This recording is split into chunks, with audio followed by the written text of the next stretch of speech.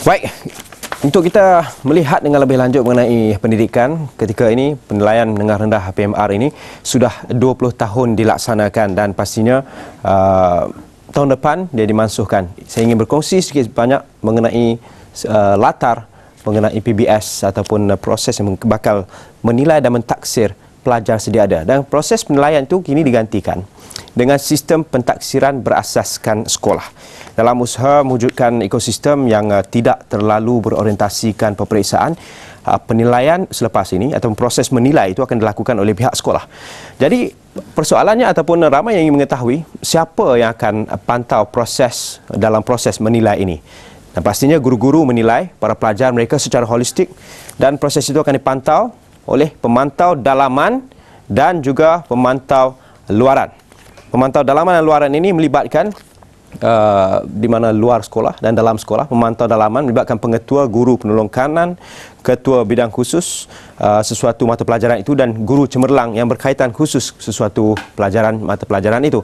Dan menyifat ataupun melihat dalam konteks luaran pula, antaranya yang bakal memantau iaitu pegawai lembaga peperiksaan, pegawai Jabatan Pelajaran Negeri dan juga daerah atau PPD itu sendiri. Dan di talian ketika ini untuk kita mengetahui dengan lebih lanjut mengenai PBS ini, kita ada Dekan Jabatan Pendidikan Sosial Universiti Teknologi Malaysia Skudai, Dr. Zainuddin Abu Bakar. Assalamualaikum, Doktor. Waalaikumsalam. Baik, Doktor, saya ataupun kami di Astro Awak ni Google serta membaca ada beberapa salah seorang pelajar sarjana doktor pernah membuat kajian mengenai pelaksanaan PBS ini. Dan jika dilihat mengenai kajian itu, isu dan cabaran kerana ramai yang ingin memahami mengenai PBS ini.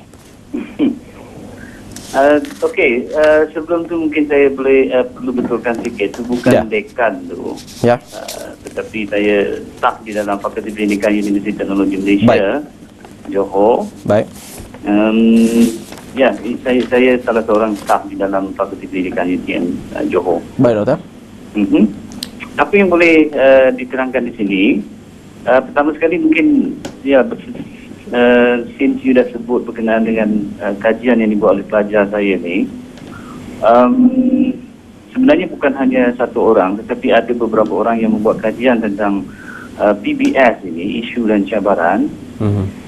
Jadi hasil dapatan kajian yang diperolehi itu memanglah mereka mendapati bahawa salah satu isu dan cabaran yang paling utama dalam pelaksanaan PBS ini adalah sumber guru itu sendiri, iaitu pelaksana itu sendiri yang berada di sekolah. Di mana hasil kajian mereka mendapati guru-guru ini perlu mendapat pendedahan dan bimbingan dalam proses pelaksanaan. Kerana dapatan itu didapati bahawa guru-guru ini masih lagi tidak mempunyai kemampuan sepenuhnya dalam proses pelaksanaan PBS ini. Okay, itu sedikitlah. Baik, jika dibaca mengenai peralihan dari PMR kepada PBS ini, kerana sekiranya ataupun kita melihat dalam konteks mengikis persepsi semua pihak mengenai pendidikan kita terlalu berteraskan ataupun berorientasikan peperiksaan ini. Bagaimana? Saya melihat ini seperti yang dinyatakan oleh pihak kerajaan itu sendirilah. Dia melihat ini sebagai satu transformasi pendidikan yang perlu dilaksanakan sesuai dengan keperluan dan peredaran masa yang diperlukan sekarang ini. Jadi kalau dilihat contohnya perancangan untuk melaksanakan PBS-MR, pendidikan berasaskan sekolah menengah rendah itu, saya rasa itu merupakan satu usaha yang baik, pada saya, usaha yang baik yang maknanya mulai melihat sistem pentaksiran itu. Baik, Doktor. Ya. Terima kasih, Doktor, kerana sedikit sebanyak membuka medan untuk membincangkan mengenai ini. Dan kita ingin bertanyakan soalan terus kepada di bilik berita ketika ini Pengerusi Yayasan Guru Malaysia Tan Sri Alimuddin Muhammad Dom. Assalamualaikum, Tan Sri. Waalaikumsalam. Okey, kita dah dengar antara isu dan cabaran pelaksanaan PBS yang diketengahkan oleh Dr. Zainuddin. Jadi sebagai bekas Ketua Pengarah Pendidikan ataupun Ketua Pengarah Pelajaran ini dan terbabit dalam pengubahan dasar pendidikan, Tan Sri melihat bagaimana antara isu yang dibangkitkan adalah guru itu sendiri pun menghadapi cabaran untuk memahaminya. Ya, pada saya PBS ini adalah dua perkara lah. Yang pertama sekali transformasi, hasil daripada pelan pembangunan pendidikan yang baru dilancarkan oleh Menteri Pendidikan. Dan yang kedua, memberi kuasa kepada guru untuk menilai pelajar-pelajar mereka. Jadi itulah saya rasa konsep PBS itu, dan sudah tentulah ini adalah harapan ataupun pandangan ramai ibu bapa dan juga orang ramai, supaya pendidikan kita tidak terlalu kepada exam oriented, terlalu berpusatkan kepada peperiksaan.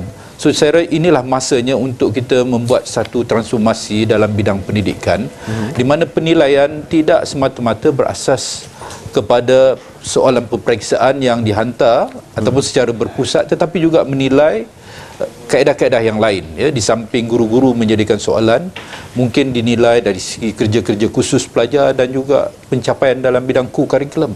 Okey, soalan kedua kepada Tan Sri mengenai membentuk ekosistem agar menyediakan anak-anak murid kita ini berdepan dengan realiti sebenar pasaran ini. Bagaimana?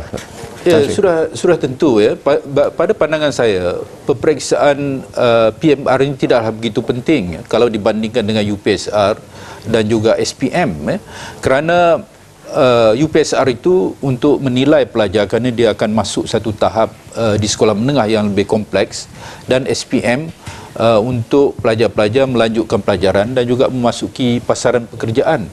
Tetapi PMR ini hanyalah untuk menilai di mana kedudukan pelajar sebenarnya dan apakah bidang-bidang yang sesuai untuk mereka masuki, terutama apabila melepasi tingkatan 3. Jadi di sinilah peluang pelajar untuk masuk bidang kemahiran, mengambil mata pelajaran yang mereka minati, sama ada bidang sains, bidang sains sosial, ataupun mereka bercita-cita untuk menjadi seorang accountant misalnya, perlu mengambil prinsip account ataupun ekonomi asas. Jadi PMR ni memberi peluang kepada pelajar untuk memilih bidang-bidang yang mereka ada bakat ataupun yang mereka sukai untuk masa depan mereka. Okey, Tan Sri, terima kasih. Dan di berita juga kita ada Timbalan Setiausaha Agung Persekutuan Persatuan Cina Malaysia atau Huazong, Profesor Dr. Chin Yusin, bagi berkongsi mengenai pengalaman masyarakat Cina mendidik anak-anak mereka. Dan Prof, seperti yang kita ketahui, masyarakat Cina menekankan pencapaian akademik anak mereka, dan dalam konteks peralihan PMR PBS ini, apa yang Prof boleh kongsikan pengalaman terutamanya masyarakat Cina mendidik anak-anak? Bagi masyarakat Cina, mereka memang mementingkan pelajaran pendidikan anak mereka.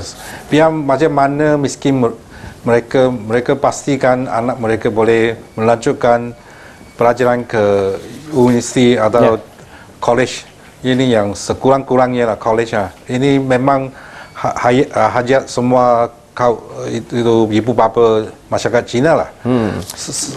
Saya fikir selepas PMR ditukar kepada PBS, saya fikir itu penampilan masyarakat Cina terhadap kanak-kanak mereka sama juga, sebab tak ada itu PMR, tapi sekarang ada itu PBS.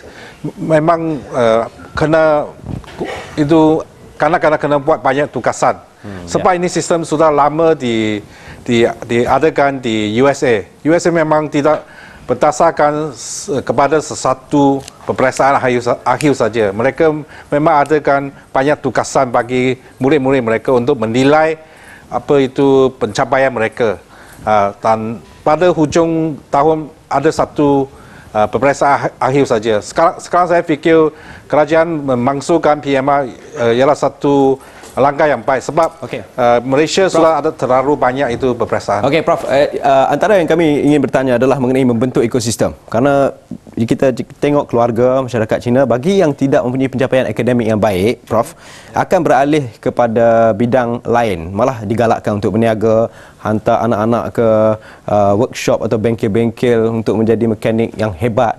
Apa yang ditekankan adalah berdepan realiti pekerjaan. Ini nak membentuk ekosistem di dalam, bermulanya di mana? Keluarga kah? Ataupun ekosistem masyarakat itu sendiri kah? Atau bagaimana, Prof? Memang betul. Kalau mereka tidak boleh melanjutkan pelajaran mereka ke universiti, ibu bapa mereka akan menghantar anak mereka kepada menjadi seorang apprentice kepada mekanik itu workshop, atau jadi electrical, electrician atau plumber macam tu. Mereka akan mengikut seorang mentor untuk mempelajari semua serok-berok perniagaan itu kemahiran lah. Dan ada yang lebih bernasib baik akan menjadi peniaga, mengikut jejak kaki ibu bapa mereka. Dan lain mungkin ada dia pergi belajar di itu vocational, sekolah vocational atau college, technical college untuk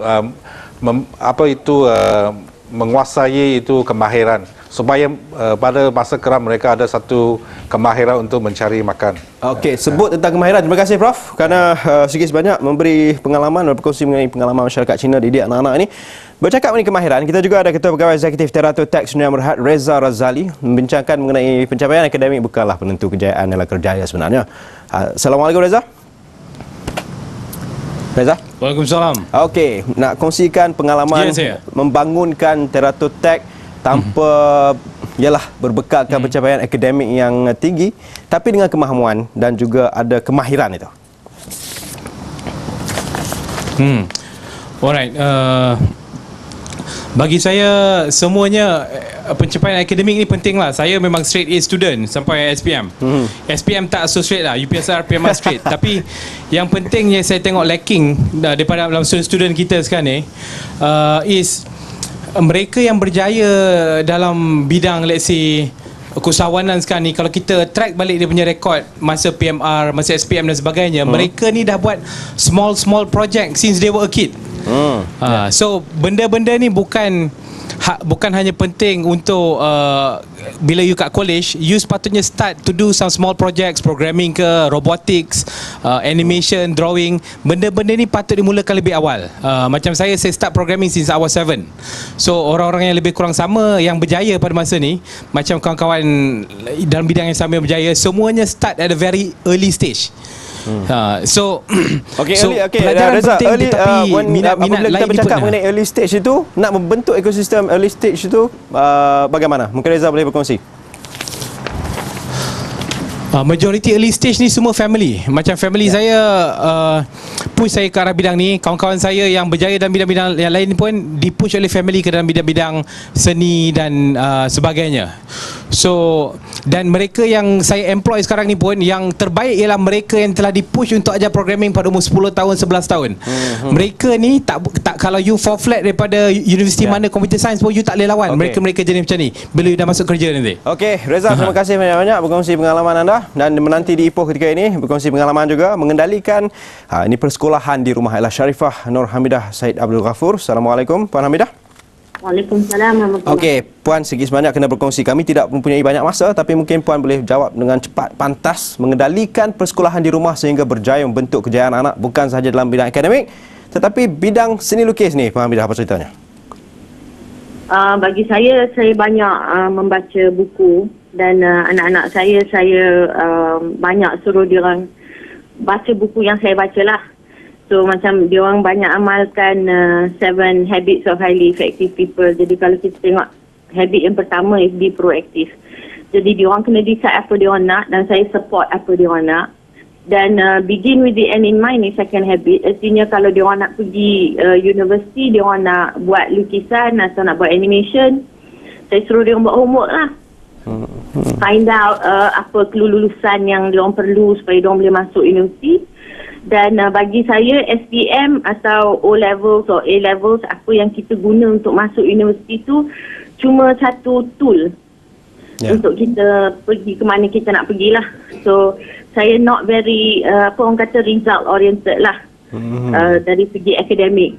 Lebih penting bila diorang masuk universiti tu diorang pursue benda yang diorang nak dan diorang work hard for it. Okey, yang paling penting ialah di mana mereka tajam, di situ kita terus mengasah bakat mereka. Ya, kita kena asah kat mana yang diorang minat lah dan tak payah bergaduh lah dengan diorang nak suruh belajar kan sebab benda tu memang diorang minat.